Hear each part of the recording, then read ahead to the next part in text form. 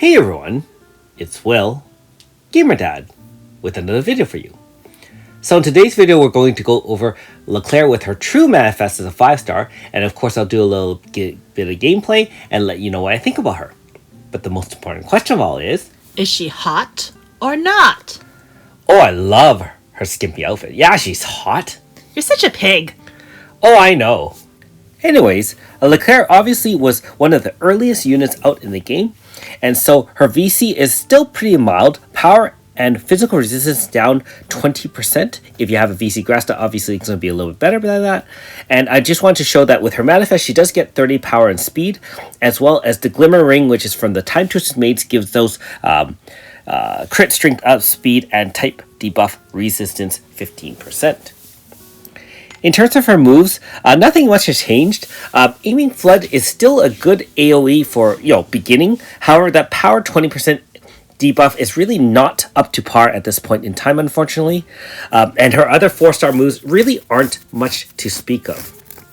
It's really unfortunate because I actually used her since the very beginning of the game in Other Lands Barakai. Now that being said, Dragon Music has now been upgraded again. Pierce, single enemy XL, physical resistance down, water resistance down 50% each for 3 turns, and guaranteed Mega Poison, which is ignoring target resistance. Now Mega Poison only means that the poison tick between each end of turn is a lot larger, but it's not in the millions or anything anyway, so still not significant damage wise. And the Dragon Hand of course plays off that Dragon Music. The 3 times XL is still there, and this time instead of stackable 3 times, it just gives you power and speed 60% right off the bat, as well as extra damage when the enemy is inflicted with poison. So you would set up with Dragon Music and then spam Dragon Hand. Again, outside AF, her 3 times hit is not bad. However, a lot of units can do that now, whereas before, without zones, it really was more important. You can see her board here. Of course, again, I am using MP Consumption Grasta Ore, which is pretty standard in these kind of videos. The unfortunate part is you can see her personality only really has the bow. Nothing else can Grasta share, so it makes her a poor acceptor of Grasta buffs. Note that if you do have Ace Laclair, you can share and max it out. You can get an extra 10 stat to that as well. So let's take her out for a spin. If you haven't already, make sure you like and subscribe to my channel. I really appreciate it. I also do have a Patreon account for those who want to support me this way. So clearly, Aiming Flood can still take down enemies weak to water. Not very powerful in its own right. However, still very useful if you really don't have an AoE power debuffer. And like I said, normally you would set up with the Mega Poison from Dragon Music followed by Dragon Hand.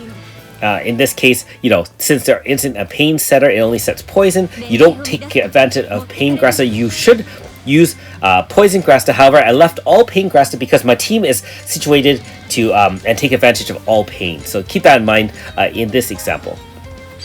Alright, so in our first example, we will use Pierce Zone to see how it does against an enemy weak to water. And so we VC'd in AS4 and a little bit older Pierce Zone unit. However, it's still effective at this point. Certainly some of these units, their damage isn't nearly as high as it used to be. However, we do have Pisaka, who's participating in the water, attacks. She also does have Pierce attack, of course, which will help with increasing damage with her Recalcivo, which gives 60% Pierce damage up, 60% crit damage up, which really helps a lot. Note that in most of these examples, either this one and upcoming ones, Laclair really doesn't do a ton of damage compared to some of the more newer units in game. I mean, with AS Hismina being one of the premier Water Pierce units, she would be secondary to that. Although, like I said, with the Water Resist and Physical Resist debuff, it can help your units do more damage, especially physical teams such as Pierce teams, Water Pierce teams, or Water Zone physical teams. So, with all those buffs, she can still do a fair bit of damage. You can see 9 times 3. And if you're wondering why my AS Hismina's damage is so low, I actually left her without any Grasta on purpose just to kind of compare the difference in damage with her being essentially not powered at all versus a fully powered Laclair. Like I said before, the good thing about AS Hismina is that she can take a lot of buffs from IDA type Grastas. There are 2 Almighty Power IDA, so you can share that, as well as other attributes you can use as well, including the Water Lance, HP Max Lance times 2, and so on and so forth. So keep that in mind. And of course, having a 4-slotted Serene really does help because she's also IDA school and can carry a bunch of Grasta on your team. Alright, so in our next example, we're going to completely spec out AS Hismina with a fully loaded Grasta setup. We also have Pisaka, just like in our last example, because we really do rely on her Recaltivo to give extra 60% crit damage and pierce damage. I will say that crit damage increases are really, really effective. It's unfortunate that Laclair's True Manifest doesn't give her any sort of crit damage boost to the entire team, being that she's really not relied on for a ton of damage. If you look at who's doing all the damage, look at that. It is obviously AS Hismina doing the water damage as opposed to AS Laclair. Like I said, her 50% water resist and physical resist debuff does help a lot, but even her AoE aiming flood to help protect the team with her 20% power down is not guaranteed, first of all. And second of all, it really doesn't do a ton of damage, right? So it's unfortunate that her damage mod is relatively low as well. Something to keep in mind as well. Now that you have a fully fleshed out water team, if you are looking to deal damage with water, so enemies weak to water, you're already relying on the likes of Eva and Flam on your top tier water magic team. In terms of water pierce teams, AS Hismina or Yukino, or even the upcoming spoiler alert, Yukino AS, could possibly be used. And in terms of rounding out your elemental boosters, you'll see in the next example what kind of lineup we usually bring to fights like this, as opposed to having, for example, a mixed team of random, assorted, physical type fights. In this case, obviously, we have to share the load. We have AS Hozuki doing the damage for the fire weak enemies, and we have AS Hismina and Laclair doing the damage to the water weak. And in our final example, remember that our True Manifested Garyu can solo this on his own. However, Laclair needs a whole team to kind of show the benefits of her damage. And so in this example, we're going to use the standard RCF Nokoko Awakened Water Zone with the Water Zone Grasta to see the kind of damage we can generate with a Dragon Hand. And you can see with the first turn AF, she can do a significant amount of damage. I mean, it is like 36 million times 3. Remember, it's 3 times hit. And you can easily get through some of the older content of the game. But remember, she relies a lot on not only Pisaka, you have RCF and Nokoko both boosting things like power int, weapon damage, you have crit damage up, you have, if you're using something like Rhapsody Arya, you're going to get even more damage from that.